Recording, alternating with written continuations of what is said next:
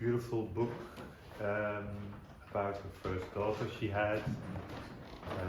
Very intimate poetry, very here and now, very about physical. And I did the total opposite by writing this book, Our Childhood Years.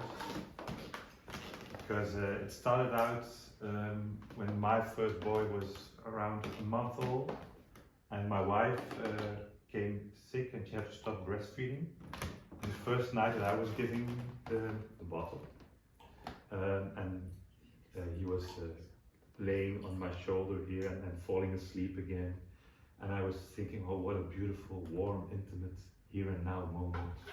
And you will never remember it. That's what I was thinking. And then I was thinking, what is the first childhood memory of people?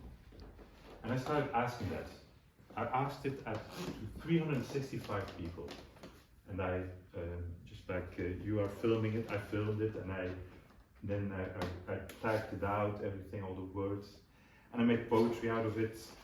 And for each year of birthday of the people, I have one poem. So I will be reading 3 poems of this book, and I will end up with an old poem.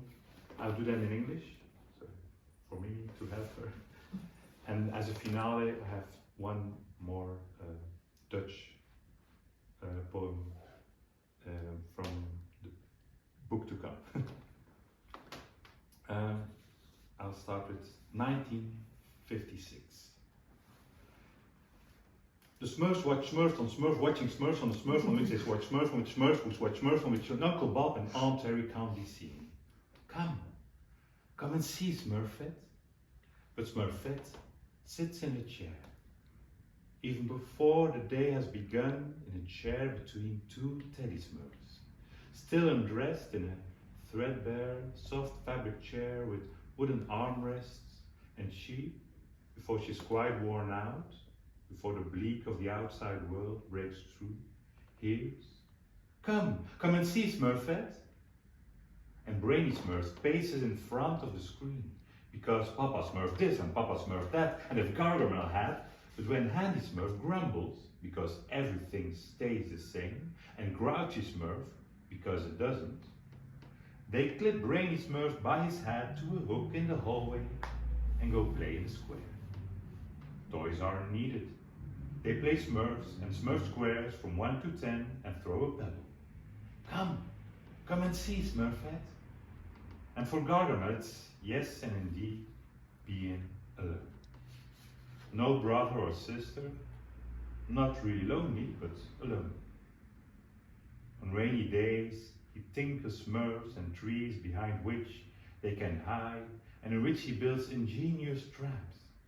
Because Smurfs reside in a wellness colony in a forest made from sun. He's figured it out. Stand close to frozen leaves and ice. They sniff the smell and cold deeply into their blue lungs. Until, come and see Smurfette. Clumsy Smurf slips on the lake.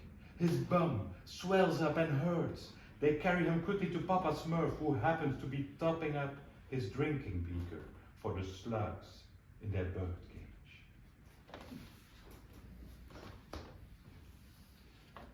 (1952). As you have understood, I have played with a lot of child figures. It's about Gaston, you know.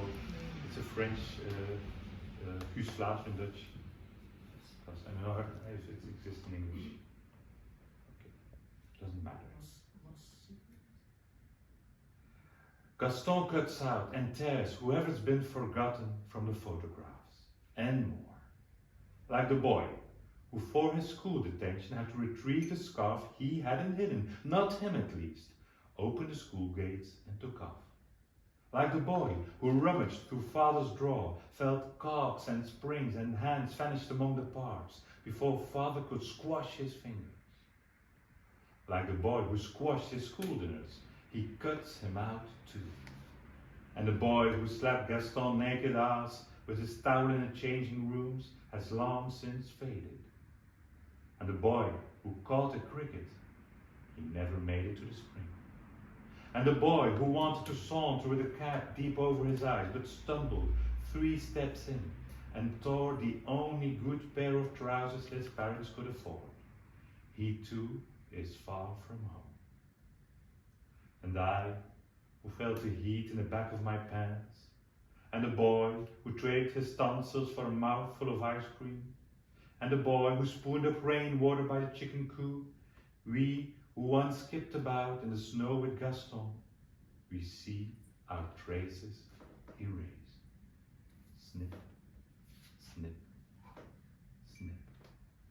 And then he pinpricks the nun from her bench, who had slapped him for being messy in art, after which mother had slapped him because he'd been slapped. Next, the tufts of sky, and the bench as firewood, and the grass. The remainder is only himself, doesn't retain even himself.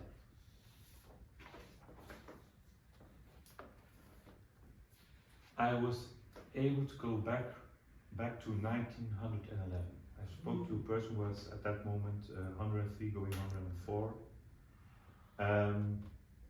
So he has a reminder of the First World War, but it's also it's the end poem of the book, and it's also about losing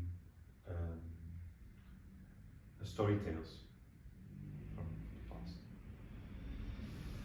And the man who lived for 700 years, and the boy who fell from the sky, and the farmer who planted baked potatoes, and the hunchback who thought he was dead, and the fortune teller who failed to recognize himself, and the musketeers who went looking for death, and the footman with a good memory, and the miller who let the devil by the nose stand huddled against the outside wall by the drum fire. They have fled their villages for Brussels, and take turns sneaking up to the local monastery where the Americans have dropped their food parcels. And the man who lived his 700th year, and the boy who came tumbling from the sky and was buried underneath his comrades, killed in action, and the farmer who harvested tufts of grass, and the hunchback who screamed he was dead, and the fortune teller who failed to recognize his own convulsed hands, and the musketeer who leapt from the trenches in search for a mercy bullet, and the footman who was eligible for amputation, and the miller who took the devil by the nose when he deserted, all cling tightly to their bayonet. Rain through, covered in clay mud and trackle water from the grenade funnels under the Colwitz trees, and the mortar fire is relentless. They wait for the return to their forefathers, no longer knowing what to tell them.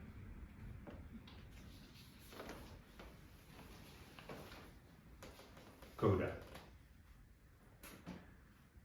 She spoons rainwater from his head, takes him by the wrists and prevents him from boarding the train. Platforms getting filthy. Him baring his brain makes at the bystanders call for the station master. Speckles and flecks of dust linger in the mush of his mind, and the more she tries to make eye contact, the more her nails speak, the more he looks around for someone with blue socks that are supposed to give him an answer. Murmurings increase. The sun appears from behind clouds, first on his left and subsequently on his right cerebral hemisphere. He slowly dries out and leaks, and she thinks that for her, that he'll want to be himself in her image, for her sake. En to end all up, I write.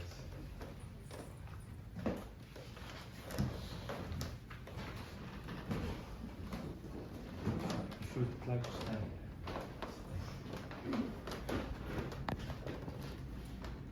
It's a fugue of desire. Fuga van het verlangen. Zo begin je, verhaaltje, met een roos die zich bekeken voelt. Een tor die zich uittost en een bij die vliegt in andermans verlangen om te slagen in de test van de roos. Er ligt grond onder het asfalt die naar zaad smacht. Een tweede roos voelt zich bekeken, behaalt je. Een derde kleur dirkt zich op. Ze zijn de Romeo en Julia van de 21ste eeuw. Een zwerm bijen danst en andermans verlangen, slaagt in de test van de roos. Het woud brandt desondanks sneller af dan jou verteld wordt. Er ligt grond onder de asfalt die naar zouten smaakt, behaalt je. Neem nu de rozen, ze voelen zich bekeken. Neem nu de toren, ze tussen zich op. Je wilt er tussenuit, maar de ijsschots smelt sneller. Jullie zijn de Romeo en Julia van deze eeuw. Bijen snoepen van andermans verlangen, slagen in de test van de roos. Je zoontje begint aan zijn glimlachverhaaltje. Zet ervoor de lippen op elkaar. Het woud brandt desondanks sneller af dan je kunt navertellen. Er ligt hier onder het asfalt een grond die naar zaden smacht. Tulpen reizen de wereld rond. Kevers willen bekeken worden. Ze willen zichzelf verlangen naar de ijsschot smelt sneller. Het is o Romeo, Romeo van de 21ste eeuw. Bijen hebben hommeles met andermans verlangen. Als je zoontje dat hoort, begint hij aan zijn glimlach, zet ervoor de lippen op elkaar. Het woud brandt, verhaalt je, ondanks wat je ons vertelt. Onder elk huis wachten zaden op zon. Tulpen reizen de wereld rond. Kevers willen gezien worden. Ze willen de lucht ingaan, naar Afrika of Amerika. Maar de ijsschot smelt sneller. Hij is de Hamlet van de 21ste eeuw. Bijen hebben hommeles met je verhaaltje. Maar je zoontje begint aan zijn glimlach. Zet de lippen op elkaar.